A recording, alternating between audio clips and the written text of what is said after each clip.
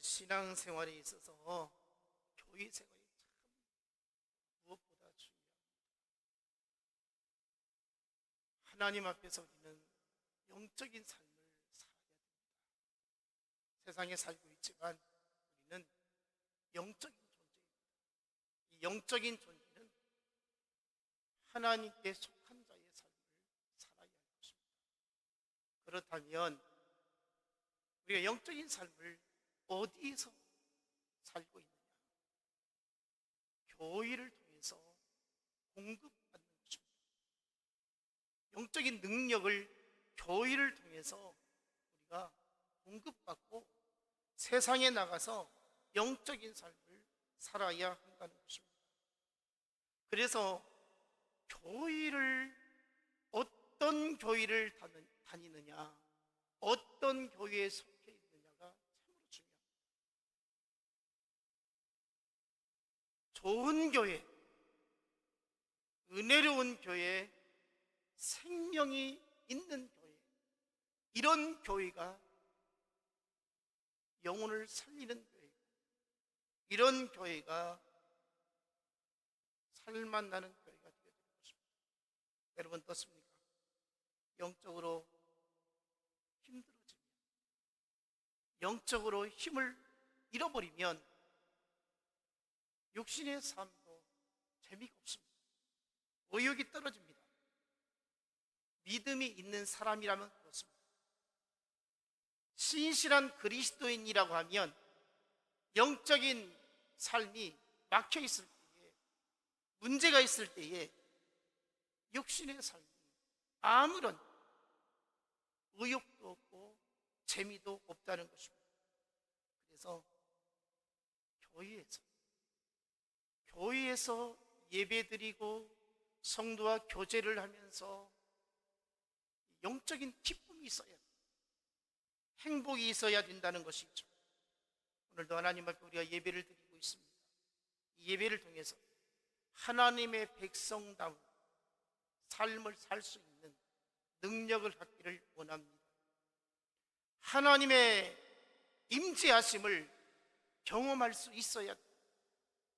하늘의 소망이 예배를 통해서 이루어져야 한다는 것이죠. 마음의 문이 닫혀 있는 상태에서 우리가 예배를 드릴 수가 없습니다. 영적으로 피실피실해져 힘이 없어진다는 것이죠. 그래서 인생이 너무 피폐해지는 것입니다. 여러분, 우리는 교회를 통해서 영육간에 힘을 얻을 수 있기를 원합니다. 교회는 단순한 모임이 아닙니다. 생명을 살리는 곳입니다. 병든 영혼이 치유받는 곳입니다. 낙심하고 지쳐 절망에 빠진 자가 새 힘을 얻는 곳이 바로 교회여야 됩니다. 날마다 하나님 앞에 내가 어떻게 살아야 마땅한지 사명을 받는 곳이 교회인 것입니다. 우리가 진실교회의 한 지체로서 교회를 세우고 있습니다. 여기에 들어오는 모든 사람은 천국을 경험해야 합니다. 아픈 것이 있으면 고침을 받아야 하는 것입니다. 세상 그 어떤 곳에서 경험할 수 없는 하나님의 능력을 체험해야 되는 것입니다. 우리 가운데 힘들고 지쳐있고 낙심한 자가 있다면 오늘 이 예배를 통해서 힘을 얻을 수 있기를 원합니다. 치유가 일어나야 됩니다. 살 소망을 가져야 하는 것입니다. 예수님 만날 수 있기를 원합니다. 주님 만나면 주님이 내 생각도 만져주십니다. 내 아픔도 만져주십니다. 내 고통도 헤아려 주십니다. 오늘 주의 따뜻한 손길이, 사랑의 손길이 우리의 모든 심령마다 만져주시는 역사가 있기를 축복합니다. 오늘 본문 말씀에 예수님께서 나인성 과부의 죽은 아들을 살리는 역사가 소개되고 있습니다. 과부의 하나밖에 없는 아들이 죽어서 상여가 나가는 장례의 현장입니다. 하나밖에 없는 자식이 죽은 과부를 우리가 한번 생각해 보세요.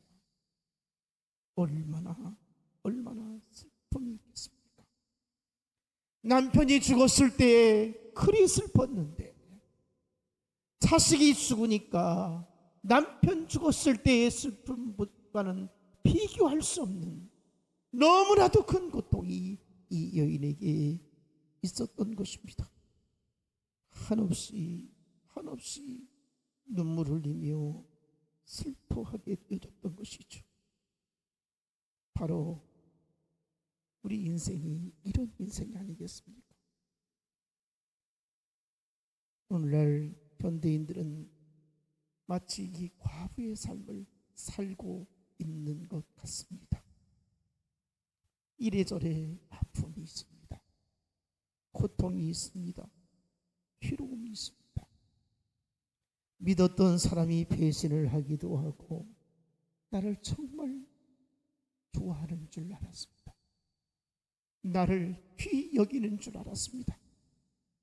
나를 정말 사랑하는 줄 알았습니다. 그런데 어느 순간에 보니까 멀리 있는 것입니다. 어느 순간에 보니까 나를 등지고 있는 것입니다. 다른 사람은 몰라도 그 사람은 나를 알아줄 것이다. 그 사람은 내 심정을 충분히 이해해주고 내 아픔을 같이 아파해 줄 수 있는 사람이라고 여겼습니다. 그런데 어떻습니까? 나를 저버리고 나를 배신하고 나를 내팽개치는 것입니다. 여러분, 이런 사람이 가족이 될 수 있습니다. 이런 사람이 친구가 될 수 있습니다. 이런 사람이 이웃이 될 수도 있습니다. 이런 사람이 교인이 될 수도 있습니다. 과연 누구를 의지하며 누구를 믿고 무슨 일을 하며 함께 살아갈 수 있을까? 여러분, 오늘 과부의 심정이 우리들의 심정 아닙니까? 오늘 본문 13절, 주께서 과부를 보시고 불쌍히 여기사 울지 말라 하시고, 예수님께서 과부를 보시고 불쌍히 여기셨다, 이렇게 말씀하고 있습니다. 여러분, 예수님이 이 과부를 보니까 너무 마음이 아팠습니다. 너무 괴로웠습니다. 내 아픔으로 여겼습니다. 이 과부의 슬픔이 예수님의 슬픔으로 여겨졌습니다. 여러분, 오늘 우리에게 주님이 찾아오셔서, 그래, 그렇게 아프냐, 그렇게 고통스럽느냐, 그렇게 힘드냐, 그렇게 눈물을 흘릴 수밖에 없는 너의 처지이냐라고 주님은 우리에게 말씀해 주십니다. 여러분, 주님이 세상 계실 때에 봉생의 사역을 감당하면서 항상 주님의 눈이 어느 곳을 향해서 나아갔습니까? 병든 자에게 나아갔습니다. 실패한 자들에게 나아갔습니다. 소외된 자들에게 나아갔습니다. 따돌림 받는 자들에게 나아갔습니다. 연약한 자들에게 주님의 시선은 고정되었습니다. 인생의 무거운 짐진 자들의 아픔을 수없이 헤아려 주시고, 주님은 그 사람들 앞에 발걸음을 멈추었고 그 사람의 괴로움을 어루만져 주셨습니다. 오늘도 우리 인생을 향해서 무엇인가 씨름하고 있다면, 무엇인가 아파하고 있다면 주님의 민감한 손길이 함께 하시기를 축복합니다. 고통당하는 자들을 언제나 불쌍히 여기시고 바라보시고 붙잡아 주셨던 그 주님의 손길이 오늘 우리에게 임하기를 원합니다. 과부의 그 슬픔이 얼마나 컸겠습니까? 얼마나 두려웠겠습니까? 얼마나 신세타령하 있고 팔자소간했겠습니까? 누구도 나를 알아주지 못합니다. 누구도 내 고통을 다 생각지 못합니다. 그러나 우리 주님은 너무나도 잘 알고 계십니다. 처절한 슬픔으로 눈물을 흘리는 그 과부의 심정을 알고 있었던 것입니다. 저도 목회를 하다 보면 이런 생각이 듭니다.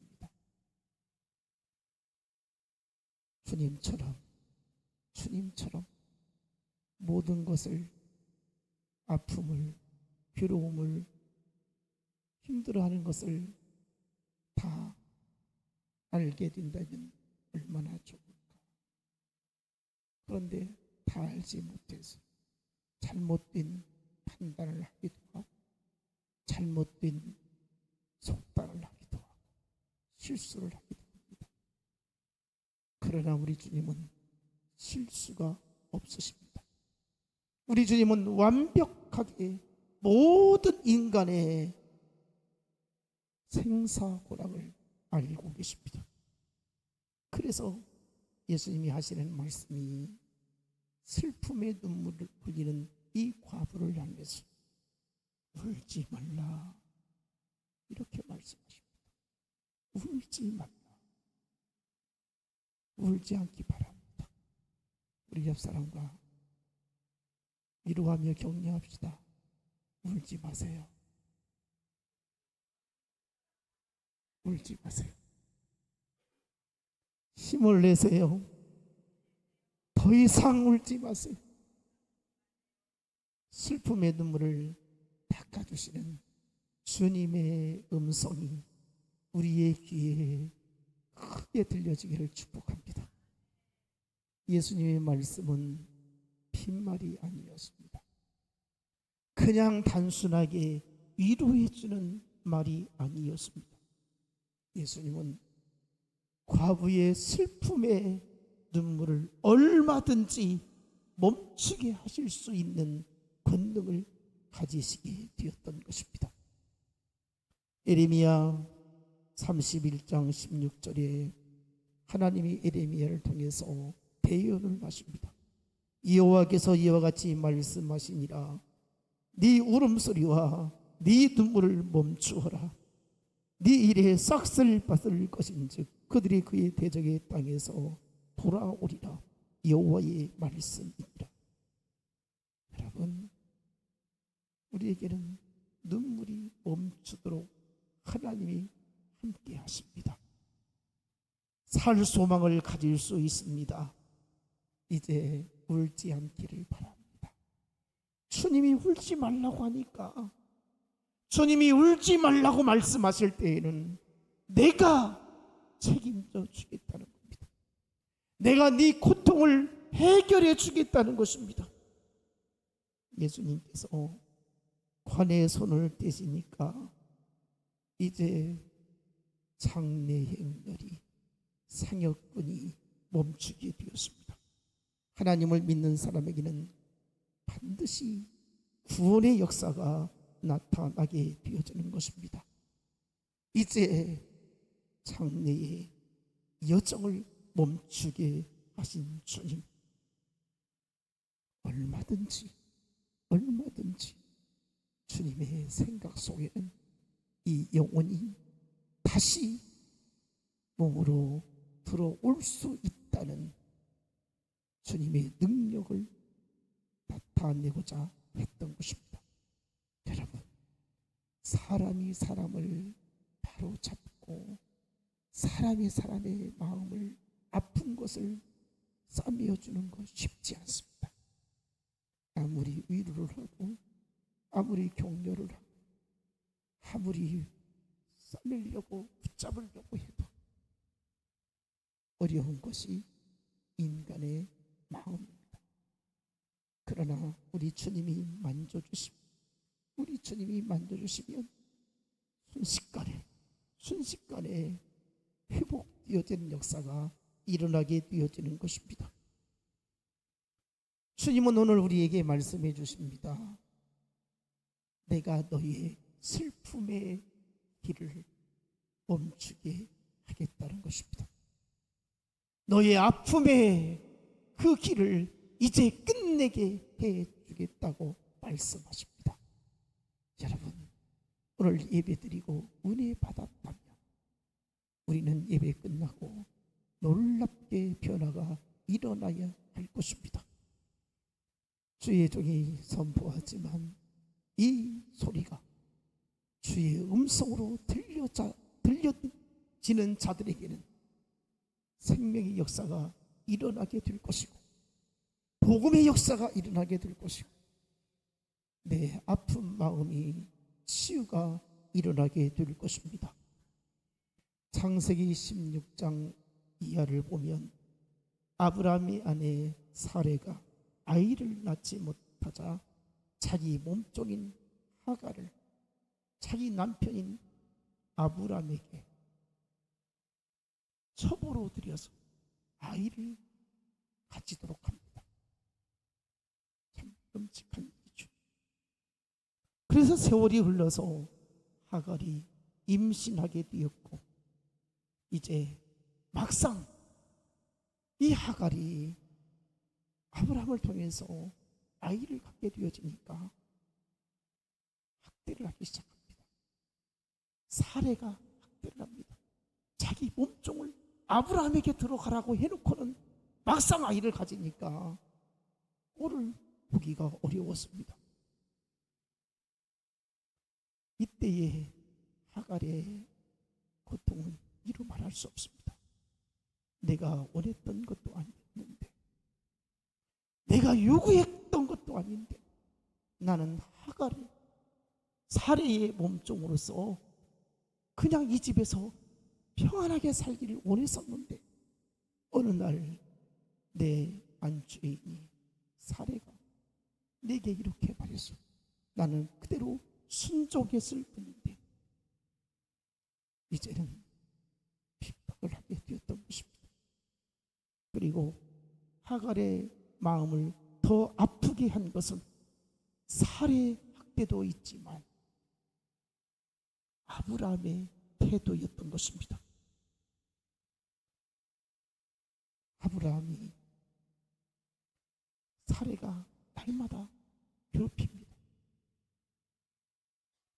내가 설령 그렇게 해서 하갈을 통해서 종족을 번식케 하기 위한 수단으로 그렇게 했지만 내가 생각해 보니까 하갈이 교만해가지고 나를 우습게 여기니 나는 그 꼴을 더 이상 보지 못하겠다. 그러니 하갈을 내쫓아야 되겠다. 이렇게 말합니다. 이때에 아브라함이 말합니다. 사레에게 네가 하고 싶은 대로 하라. 네가 좋을 대로 하라. 이렇게 말합니다. 그러니까 이 아브라함이 하갈의 그 애통해하는 마음을 전혀 생각지 않았습니다. 오히려 사레의 뜻을 쫓아서 내쫓는 것을 동의하게 되었습니다. 그래서 이제 이 하갈이 억울함을 가지고 정말 피눈물을 흘리면서 그 그 집을 뛰쳐 나오게 되었던 것입니다. 그런 가운데에 부엘세바 광야에 이르렀습니다. 이제 더 이상 발길을 나갈 수 없는 고통스러운 길이었습니다. 먹을 것도 없습니다. 목이 타들어갑니다. 이대로 가다가는 뱃속에 있는 태아의 생명도 보장할 수 없습니다. 그때 여호와의 사자가 나타나서 하시는 말씀이 있습니다. 창세기 16장 8절, 네가 어디서 왔으며 어디로 가느냐, 이렇게 묻습니다. 하나님의 사자가 어디서 왔고 어디로 가는지 모르겠는가? 너무나도 잘 알고 있습니다. 여호와의 사자는 여전히 분노와 서러움과 혈기가 가시지 않는 하갈에게 이렇게 말합니다. 하갈의 수하에 들어가서 복종하라고, 집으로 돌아가라는 겁니다. 사례의 몸종으로서 그 자리로 돌아가라는 것입니다. 여러분, 그 길을 나올 때에는 너무 고통스러워서 너무 힘들어서 나왔는데 이제는 이러도 저러도 못하는 이런 상황에서 하나님의 사자가 하는 말씀이 사례의 그 고통이 있을지라도 돌아가라는 것이었습니다. 집으로 돌아가라. 그러면서 분명하게 말씀해 주십니다. 창세기 16장 10절 말씀, 여호와의 사자가 또 그에게 이르되 내가 네 씨를 크게 번성하여 그 수가 많아 셀 수 있게 하리라. 여호와의 사자가 또 그에게 이르되 네가 임신하였은즉 아들을 낳으리니 그 이름을 이스마엘이라 하라. 이는 여호와께서 내 고통을 들으셨음이니라. 하갈은 죽을 지경 이런 상황에서 감동을 받습니다.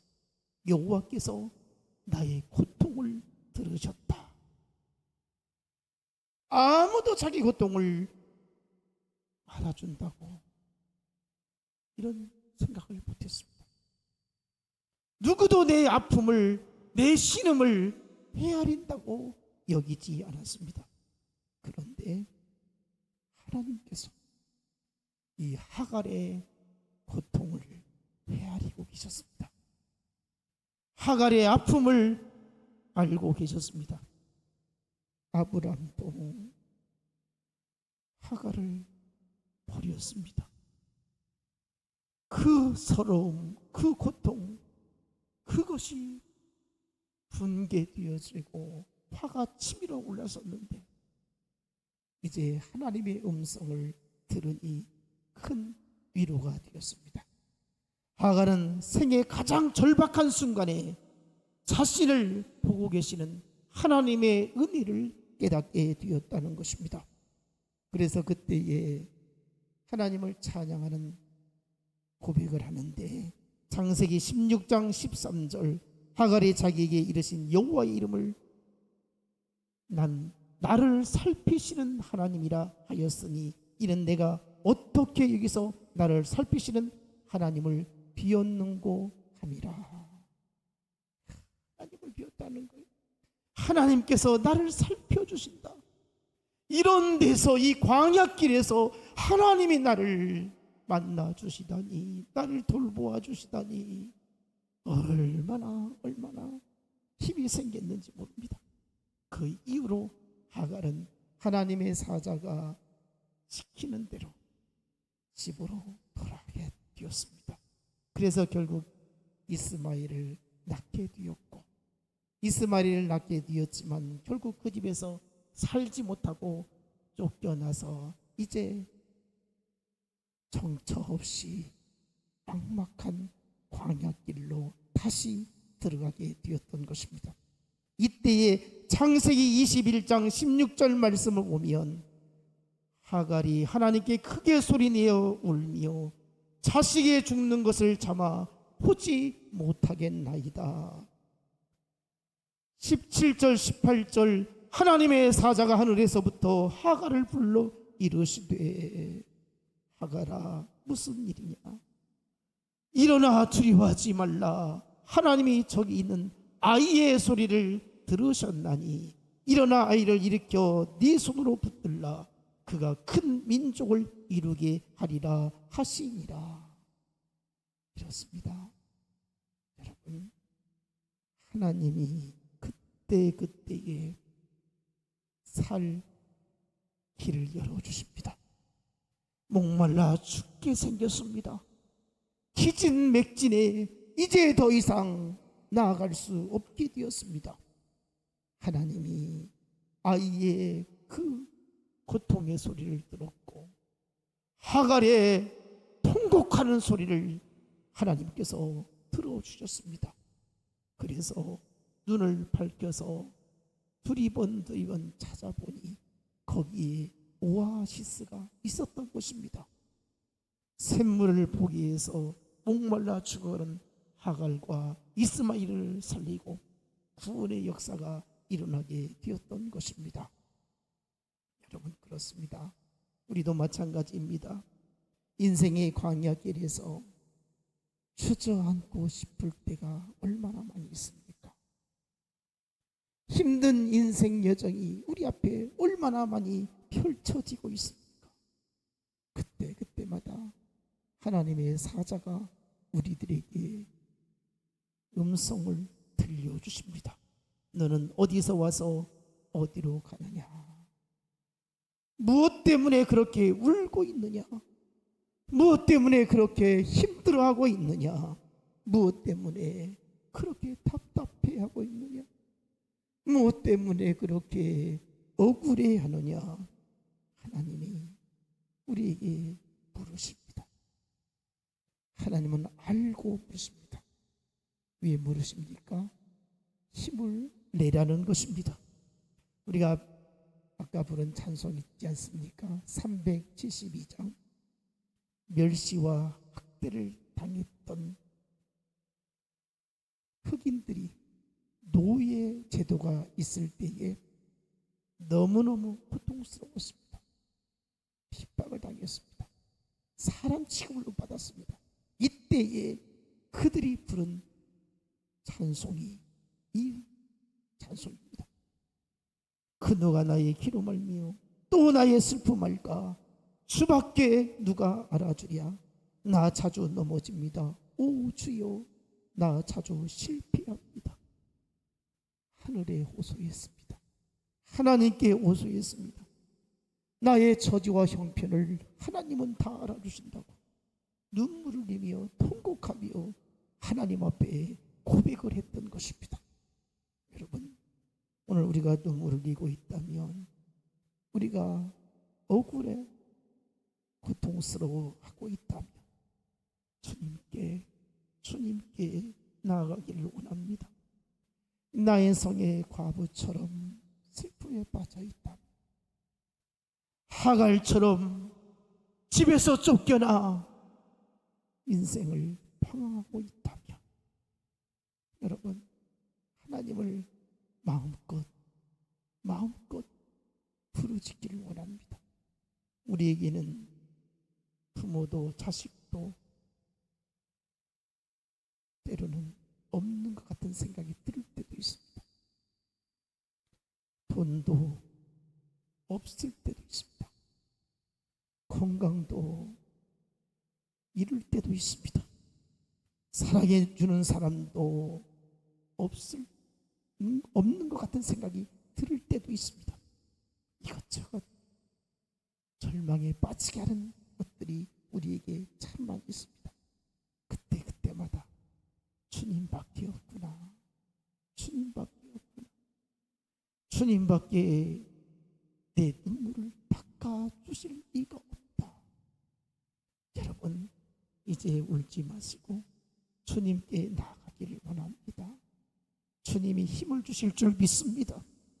다시 본문 14절로 돌아가면 가까이 가서 그 관에 손을 대시니 맨 자들이 서는지라. 예수께서 이르시되 청년아 내가 네게 말하노니 일어나라 하시매 15절 죽었던 자가 일어나 앉고 말도 하거늘 예수께서 그를 어머니에게 주시니.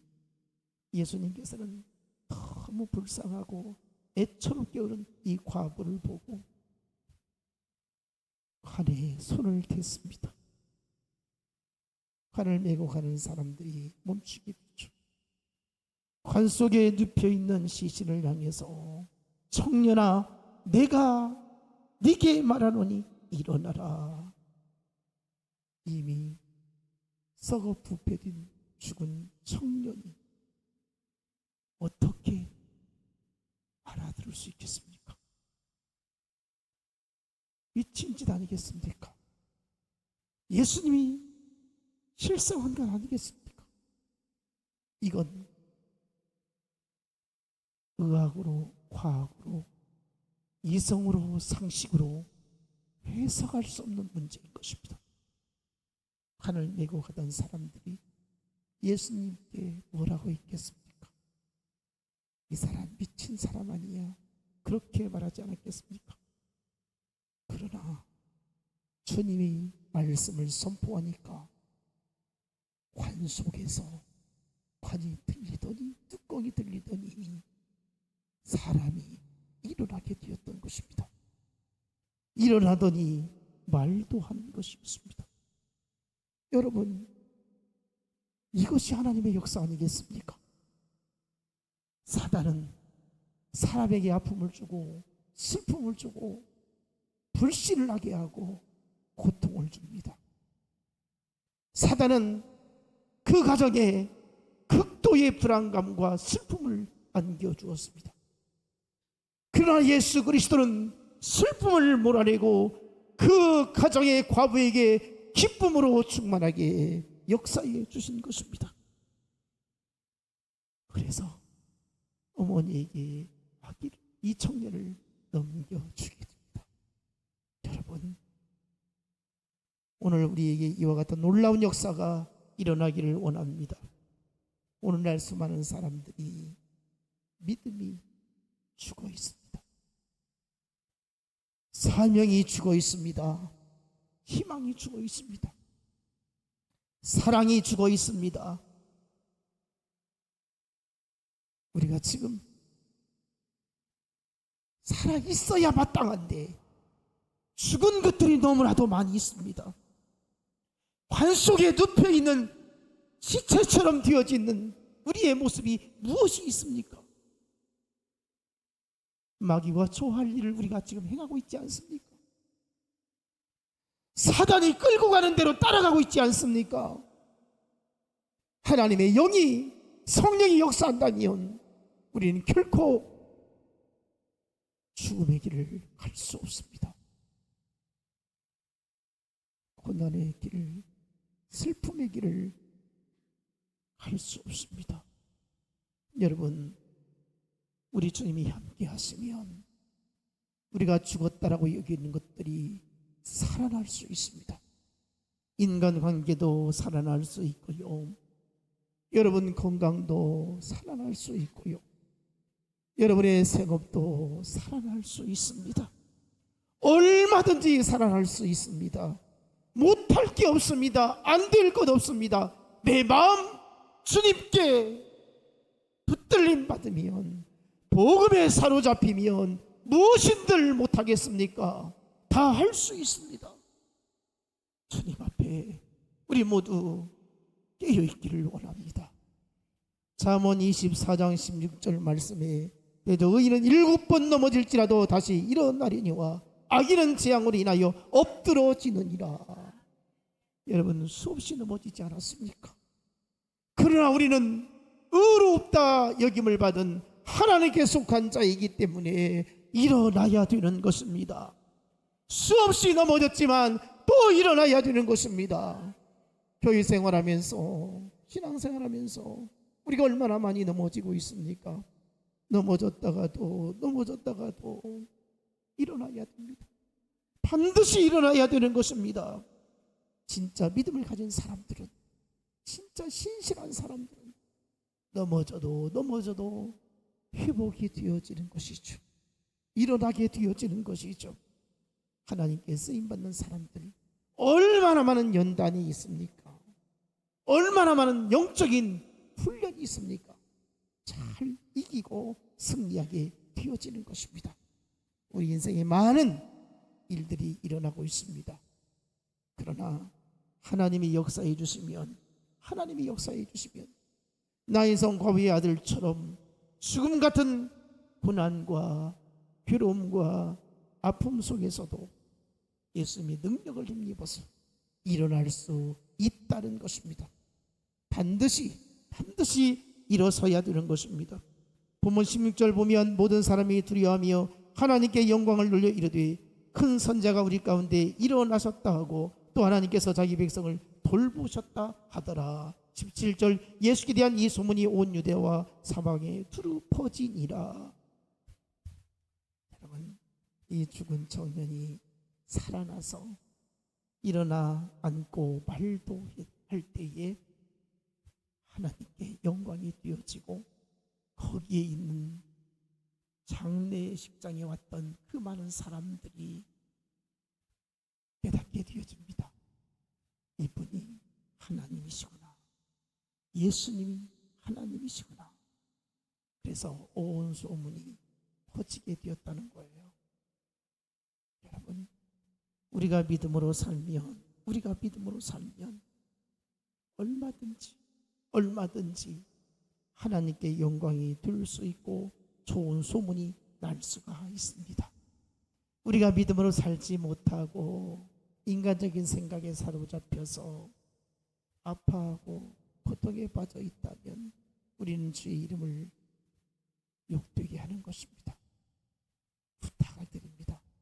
하나님의 영광을 위해서, 하나님을 드러내기 위해서 우리의 삶이 복된 자리로 들어갈 수 있기를 원합니다. 시편 56편 8절에 보면 다윗이 하나님 앞에 이렇게 기도합니다. 하나님이여 나의 눈물을 주의 병에 담으소서. 다윗이 젊은 시절부터 얼마나 고난이 많았는지 모릅니다. 너무 괴로웠습니다.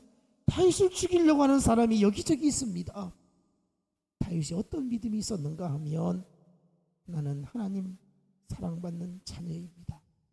그러므로 내가 올 때에 하나님은 내 눈물을 소중히 보고 계십니다. 나의 눈물을 주님의 병에 담아 주소서. 주님, 내가 이렇게 괴로워서 눈물을 흘리고 하염없이 하나님 앞에 호소하고 있습니다. 하나님, 내 기도를 들어주시고 나의 아픔을 헤아려 주옵소서. 이렇게 기도했습니다. 그랬더니 그 눈물이 슬픔이 기쁨이요 축복으로 바뀌어지더라는 것입니다. 여러분, 상한 갈대를 꺾지 아니하는 것이 하나님의 마음입니다. 꺼져가는 등불을 끄지 않는 것이 하나님의 마음입니다. 상한 갈대와 같은 우리를 보시고 주님은 말씀하십니다. 울지 말라고. 내가 네 눈물을 씻겨 주겠다고. 꺼져가는 심지와 같은 우리를 보시고 주님은 우리의 몸에 주님의 손을 얹어 주십니다. 다시 밝힐 수 있다라고. 여러분, 우리 가운데 상한 갈대가 있습니까? 꺼져가는 지금 등불이 있습니까? 살려야 하지 않겠습니까? 살려야 됩니다. 살리지 못하면 우리 모두의 책임입니다. 살려야 됩니다. 상한 갈대를 짓밟고 가는 것이 이 세대입니다. 꺼져가는 등불을 집어 던지는 게 이 세대입니다. 우리는 세태를 따라가서는 안 됩니다. 우리는 상한 갈대가 꺾여져 있으면 붙잡아줘야 됩니다. 꺼져가는 등불을 다시 살리게 되는 것입니다. 이것이 우리의 사명입니다.